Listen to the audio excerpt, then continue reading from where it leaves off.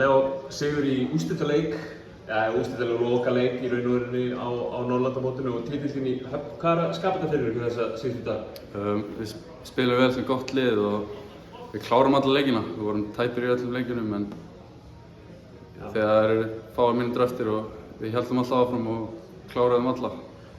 Þetta er samt svona, ég veit að þið, eins og leikurinn í dag og þessi úrslitaleikur á móti Finnlandi, þið náið forystunni snemma og þið haldið það út. Mikil karakter sem býr í þessu liði að ná að halda svona leik út fyrir þig. Jú, þeir komist á rönn en við stoppum alltaf tímalega og pössum að missa ekki hausinn. Fyrsti, þið hefur nú verið fleygt fram hérna að þið séu að skrifa söguna, þetta er fyrsti Norðurlandameistaratitil undir 20 ára liðs. Er ekki gaman að vera partur á svona sterkum hóp og vinna til verðlauna? Jú, það er mjög skemmtilegt.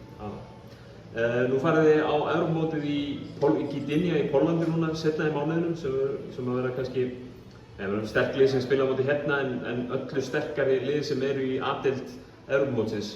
Hvers konar lærdóm takið frá svona móti og inn í djúpulaugina, ef svo má segja, í Póllandi? Ja, þetta er svolítið bara kannski að læra að spila saman og af því að á þessum Evrópumótum þá þarf eiginlega alltaf að ganga upp og fínt að fá smá test hérna, sjá hvernig við spilum saman.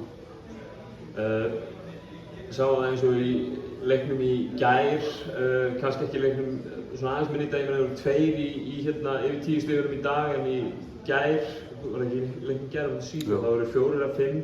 Þið getið komið með stig úr öllum 8 í þessu liði, það er búið gríðarlegar hæfileikar þarna. Já, það er mjög gott, finnst mér sko, geta allir skora. Markmiðin svona fyrir restina á sumrinu eða Evrópumóti? Ég ætla bara að fókusa á hvern einasta leik og reyna að vinna hann. Kæra þakki Leo og gangi ykkur vel í Póllandi. Takk.